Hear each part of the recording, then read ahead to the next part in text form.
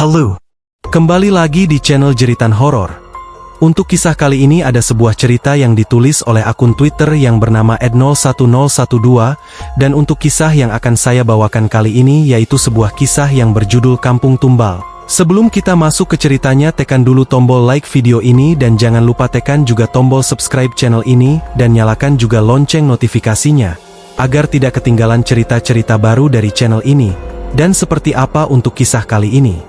Langsung saja kita simak berikut ini. Perkenalkan, aku Adit. Cerita ini terjadi pada tahun 2017, kala itu aku kelas 1 SMA. Aku bersekolah di salah satu SMA ternama di kota terbesar di Jawa Tengah.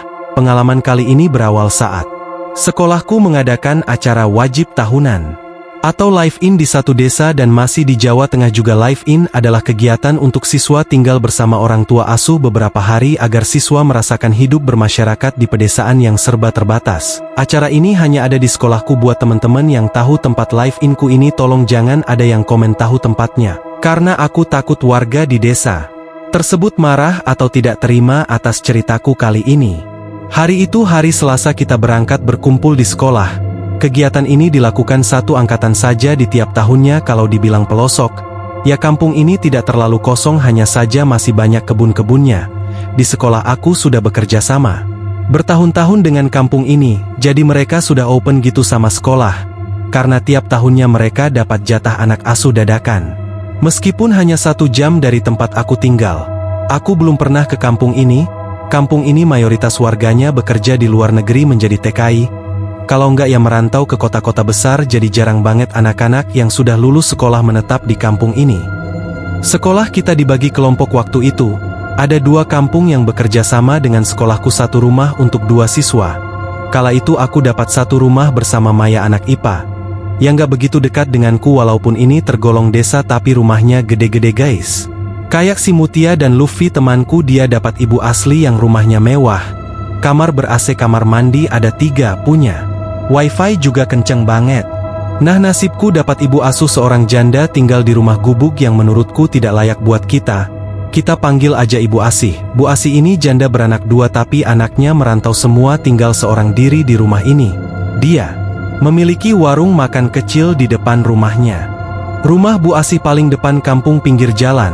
Kalau siang ramai, tapi kalau malam sepi banget. Aku tidur di tempat tidur kayu berkasur tipis dan lampu berwarna orange, tahu kan, bohlam kuning, jadi remang-remang. Dan semakin horornya, kamar mandi tidak berlampu, belakang kebon, samping kebon. Sedih banget aku ngerasanya. Pertama datang kami disambut ramah oleh Bu Asih, sudah disediakan makan dan minum. Waktu itu setelah makan kami berkenalan dan berbincang-bincang. "Dek, kalau bawa uang-uangnya digulung, terus dikaretin ya," ucap Bu Asih sambil menyodorkan karet gelang. "Emang kenapa ya Bu?" tanyaku polos. "Ya emang gak ngerti buat apa. Biar aman dek, nggak dicuri," ucap Bu Asih sambil "Minggu nia onj-onj. Di sini banyak pencurinya emang Bu?" Maya yang tiba-tiba angkat bicara. "Iya, tapi tidak kasat mata," jawab Bu Asih tenang dan tetap mengunyah onde-ondenya. Si Maya tiba-tiba mencengkram tanganku, kuat tanda dia akan mengatakan sesuatu. "Kami ke kamar ya, istirahat dulu," sambil menarik tanganku. Bu Asih mengangguk saja. Sesampainya di kamar, Maya terlihat gelisah. "Kamu ngerti kan yang dimaksud gua?" Bu Asih nggak jawab. Bu cuek dengan menatap layar HP. Maksudnya mencuri tidak kasat mata itu tuyul?" bentak Maya di depan wajah sembrono. "Masa sih mau tanya?" Aku masih nggak percaya. Secara aku baru tahu kalau ada tuyul. Di tempatku sama sekali nggak ada berita tentang tuyul. Selepas maghrib, Bu Asih memanggil kami untuk makan malam. Di sela-sela makan malam, Bu Asih bercerita bahwa di kampung ini hampir seluruh warganya memiliki peliharaan yang dimaksud di sini ya kayak tuyul, genderuwo, pocong. Bahkan ada yang berwujud macan putih. Hanya beberapa orang yang tidak pakai pesugihan, itu termasuk Bu Asih. "Meskipun warga sini rajin sholat, masih banyak yang musyrik dek," ucap Bu Asih sambil mainkan sendoknya. Aku dan Maya hanya diam penasaran mendengarkan cerita Bu Asih.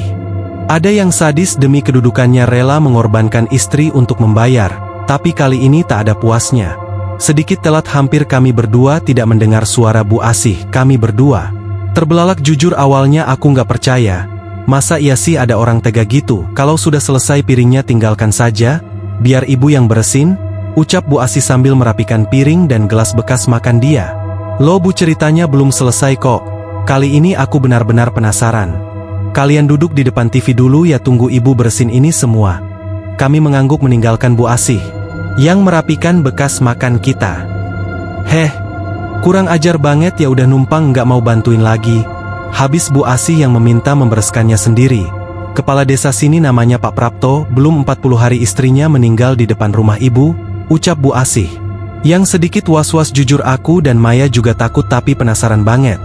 Jadi gini, belum genap 40 hari istri Pak Prapto meninggal, dan meninggalnya tepat di depan rumah Bu Asih. Di depan gang kampung ini kebetulan Bu Asih kala itu ada acara dan menginap di rumah saudara selama 3 hari. Menurut beberapa warga meninggalnya istri Pak Prapto tidak wajar. Siang itu istri Pak Prapto berjalan kaki pulang dari pengajian di tetangga gang sebelah. Dia jalan sendirian di pinggir jalan.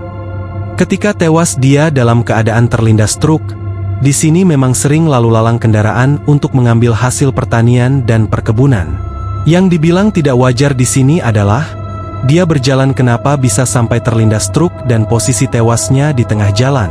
Waktu itu minim saksi, jadi nggak ada yang tahu pasti bagaimana kecelakaan itu bisa terjadi. Ketika pulang ke rumah baru Bu Asih diceritain bahwa tadi siang istri Pak Prapto terlindas truk di depan rumahnya. Ada warga yang mengatakan bahwa istri Prapto menjadi tumbal suaminya sendiri. Memang seminggu setelah meninggalnya Bu Prapto, Pak Prapto terpilih menjadi kepala desa, padahal banyak warga yang tidak menyukai Pak Prapto. Entah mengapa dia bisa terpilih. Setelah meninggalnya istri Pak Prapto, malam harinya Bu Asih tidak bisa tidur. Nggak ngerti apa yang membuat Bu Asih gak bisa tidur. Tiba-tiba Bu Asih mendengar orang mengetuk pintu.